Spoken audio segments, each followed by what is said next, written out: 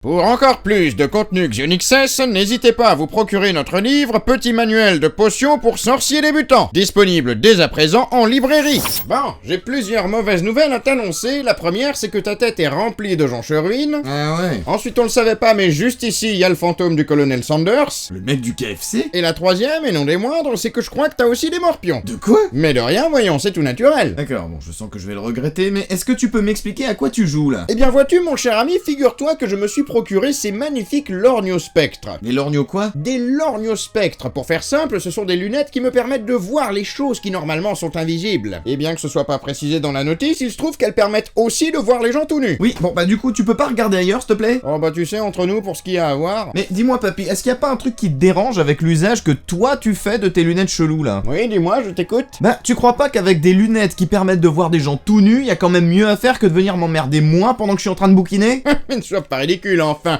Qu'est-ce que je pourrais bien faire d'autre avec des lunettes qui permettent de voir les gens tout... Et voilà, bon bah comme ça au moins on devrait être tranquille pendant au moins quelques heures. S'il y a bien une sorcière qui nous a donné un jour envie de rejoindre la maison Serre d'Aigle, je pense que c'est bien Luna Lovegood. Jeune fille excentrique et rêveuse, considérée par les autres élèves de Poudlard comme étant surtout bizarre, ce qui lui a valu le surnom de Loufokalov, Luna est une sorcière joyeuse qui semble bien se moquer de ce que les autres peuvent bien penser d'elle, mais qui dissimule en réalité une vie bien difficile. Parce que Luna c'est plus ou moins une caricature de cet élève qu'on a tous connu au moins une fois dans notre scolarité. Celui qui était toujours tout seul, qui s'habillait pas comme les autres et qui se faisait surtout en réalité embêter par les autres. Et en un sens, si Luna nous touche autant, c'est soit parce qu'on a connu ce genre de personne, soit parce qu'on l'a nous-mêmes été à un moment donné. Mais Luna, c'est aussi un personnage qui cache très bien ses secrets. Parce que si on a l'impression de connaître quand même pas mal de choses sur elle, parce qu'elle est vachement importante dans l'histoire, dans les faits, il y a aussi énormément de choses qui nous échappent. Parce que Luna est et reste quand même un personnage extrêmement mystérieux. On ne connaît pas grand-chose de son passé, de son enfance ou encore de ses parents. Et on ne sait pas non plus vraiment pourquoi est-ce qu'elle croit à toutes ces choses bizarres. Et forcément, avec autant de mystères sur un personnage qui nous semble pourtant si proche, ça n'a pas loupé, elle a fait l'objet de quelques petites théories, dont l'une d'elles en particulier a bien retenu mon attention. Et comme vous vous en doutez, c'est de cette théorie que je vais vous parler aujourd'hui. Et accrochez-vous bien, parce que d'après cette théorie, que je suis sur le point de vous révéler dans quelques minutes, dont je vous mets le lien de la source en description comme d'habitude, Luna dissimulerait une nature bien différente de celle d'une simple sorcière,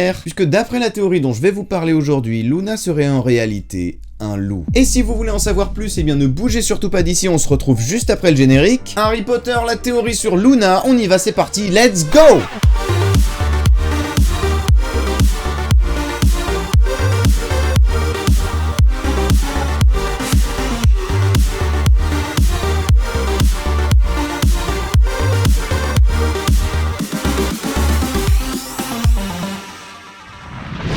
Ok, je sais ce que vous êtes en train de vous dire, mais comment Luna pourrait-elle être un loup? Et à cette question, dans l'univers de Harry Potter, il peut y avoir plusieurs réponses. Le plus simple serait de dire que Luna est en réalité un loup-garou, c'est-à-dire un humain qui se change en loup lorsqu'il est exposé à la lumière de la pleine lune, sans aucune possibilité de se contrôler. Mais là, c'est pas possible, parce que je pense quand même qu'on serait au courant, si Luna était un loup-garou, on s'en serait un petit peu rendu compte à un moment donné. Parce qu'être un loup-garou, on l'a vu avec Lupin, c'est clairement pas le genre de truc qui est facile à vivre tous les jours et qu'on arrive à cacher très facilement. Donc clairement, déjà, ça peut pas être ça, mais il y a d'autres possibilités. Elle pourrait aussi être un animagus par exemple, c'est-à-dire une sorcière qui peut prendre l'apparence d'un animal à volonté, comme le professeur McGonagall ou encore les maraudeurs, pour ne citer que cela. Mais là encore, il y a un truc qui cloche, parce que ça demande un tel niveau en magie d'être un animagus, que pareil, je pense qu'on serait quand même au courant si elle en était une et qu'elle s'en serait servie pour différentes occasions, que pour se sortir de danger par exemple. Or, Luna n'a jamais montré le moindre signe de cette compétence. Donc c'est pas ça non plus. Mais alors dans ce cas, qu'est-ce qui reste? Il reste une troisième possibilité.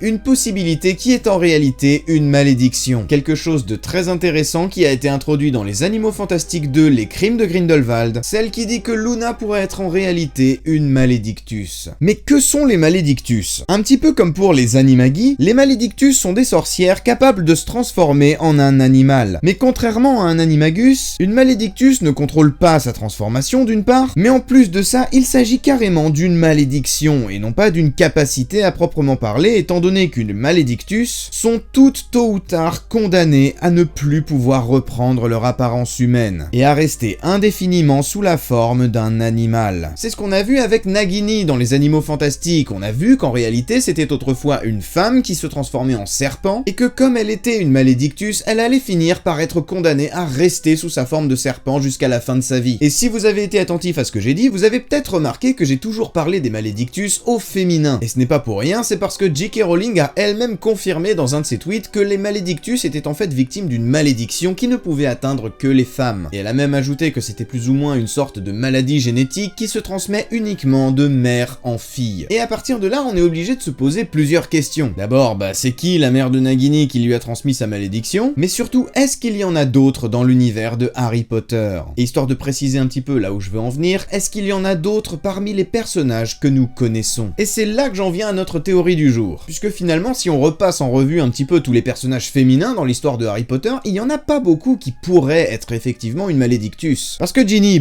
sa mère on la connaît, Hermione, pareil, et en plus de ça c'est une moldue, donc là pour le coup vraiment aucune chance que ce soit une malédictus, et je vais pas passer tout le monde en revue, vous avez compris l'idée, mais en revanche concernant Luna, c'est tout à fait possible et pour tout un tas de raisons. Des raisons qu'on va voir en commençant par la plus simple pour petit à petit se diriger vers les plus étranges. D'accord, mais par contre ça te dirait pas de te rhabiller quand même avant de continuer? Sauf que papy, c'est pas moi qui suis à poil, c'est toi qui portes encore tes stupides lunettes.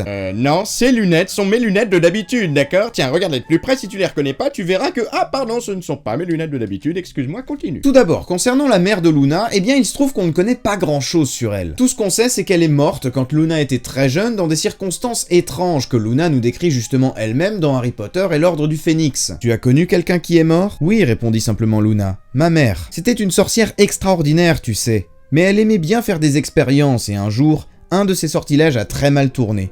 J'avais 9 ans. Et c'est d'ailleurs à cause de cet événement tragique que Luna est capable de voir les sombrales. Mais si on s'arrête 2 minutes sur cette description de ce qui s'est passé, on a quand même quelques informations. On sait que la mère de Luna aimait faire des expériences, bien qu'on ne sache pas de quelle expérience on est en train de parler. Et on sait aussi qu'un jour, un de ses sortilèges, on ne sait pas lequel, a très mal tourné et a provoqué sa mort. Alors vous allez me dire, bah oui, mais du coup, on sait rien. On sait pas ce qu'elle aimait faire et on sait pas quel est le sort qui a provoqué l'accident. Et à ça, je vous répondrai que c'est justement parce qu'on ne sait rien qu'on peut tout imaginer. Ah bah oui, non mais bien sûr, mais avec cet argument-là, c'est trop facile aussi. Car regarde, j'ai une autre théorie pour toi qui se base un petit peu sur ce même principe. On ne sait pas grand-chose finalement de la maman de Salazar Serpentard. Alors en fin de compte, qu'est-ce qui nous dit qu'elle ne pourrait pas être en réalité une chaussette qui parle avec des cheveux verts et de gros yeux globuleux et qui se fait connaître sous le doux nom de Josiane à la moustache? Puisqu'après tout, on ne sait rien, alors on peut tout imaginer, pas vrai? Oui, bonjour, vous m'avez appelé?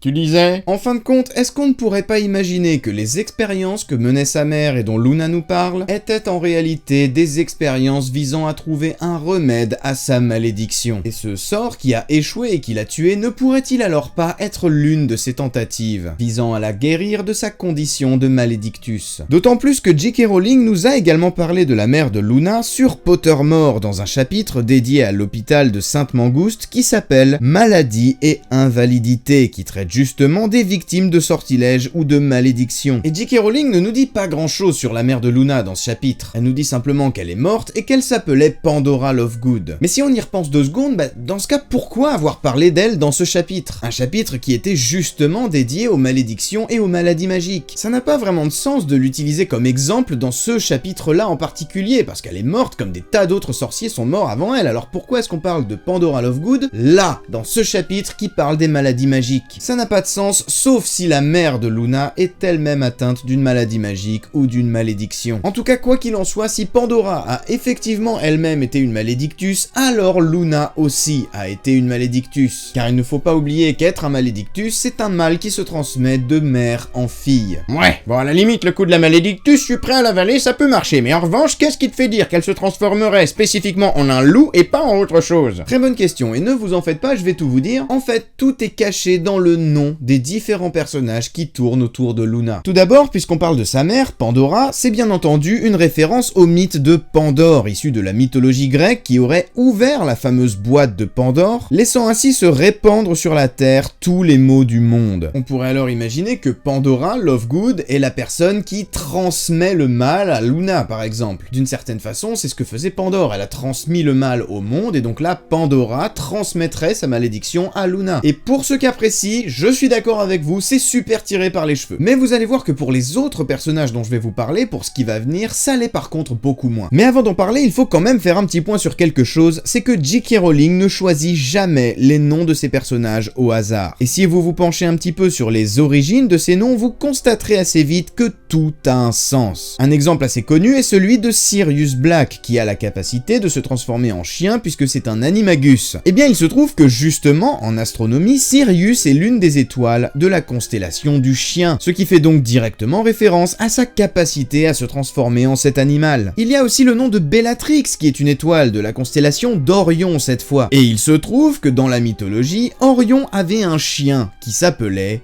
Sirius. Il y a donc un lien qui existe entre ces deux étoiles dans la mythologie, et dans Harry Potter, il se trouve que Bellatrix est la cousine de Sirius Black. Il y a aussi les Weasley qui tirent leur nom du mot weasel en anglais qui veut dire belette, qui sont des animaux chaleureux qui font beaucoup de bébés parce qu'ils ont des portées quand ils se reproduisent, et les Weasley dans Harry Potter ont beaucoup d'enfants, sont des sorciers très chaleureux, et ils vivent même carrément dans une maison qui s'appelle le Terrier. Bref, vous l'aurez compris, les noms des personnages dans Harry Potter ont toujours un sens. Et concernant Luna, son nom fait clairement référence à la Lune, ce qui pourrait être un simple rappel du fait que c'est un personnage qui est souvent dans la Lune, mais qui pourrait aussi être mis en lien avec un animal dont la Lune est justement le symbole par excellence, un loup. Mais attendez, parce que c'est pas terminé. Parce que vous ne le savez peut-être pas, mais après l'histoire de Harry Potter, Luna s'est mariée avec un sorcier. Alors personnellement, moi au début, je pensais qu'elle s'était mariée avec Neville, mais en fait pas du tout, elle s'est mariée avec un autre sorcier qui s'appelle Rolf Dragono. Oui, exactement comme Norbert Dragono, et c'est pas pour rien, c'est parce que c'est son petit-fils. Et ayant suivi les traces de son vénérable grand-père, Rolf Dragono est lui aussi devenu plus tard magizoologiste. Or, donc déjà, qui de mieux placé pour s'occuper d'une malédictus qu'un magizoologiste, en particulier quand ce magizoologiste-là est justement le petit-fils de Norbert Dragono, l'autre magizoologiste qui a justement eu l'occasion d'étudier les malédictus de près étant donné qu'il a connu Nagini. Ce serait d'ailleurs une très jolie fin à l'histoire si Rolf Dragono parvenait à soigner Luna de sa condition de malédictus, sachant que sa mère plutôt est morte à cause de ses essais infructueux. Je dis pas que c'est ce qui est arrivé, on est toujours dans la théorie, mais il y a surtout quelque chose avec son prénom, Rolf, parce qu'à une lettre près, ce mot Rolf, ça fait le mot wolf. Autrement dit, le mot anglais pour désigner justement les loups. Donc Rolf et Luna se sont mariés, la lune et le loup, ça va bien ensemble, effectivement. Et ce n'est pas terminé, puisqu'il se trouve aussi que Rolf et Luna ont eu 2 enfants, des jumeaux. Ce qui n'est d'ailleurs pas sans nous rappeler l'histoire des 2 jumeaux fondateurs de Rome, Romulus et Rémus, qui ont été élevés, je vous le donne en mille, par une louve. Vous voyez, ça continue. Mais en plus de ça, si on se penche aussi un petit peu sur leurs noms à eux aussi, à savoir Lysander et Lorcan, et si on prend le début du nom du premier et la fin du nom du deuxième et qu'on les assemble, on obtient le mot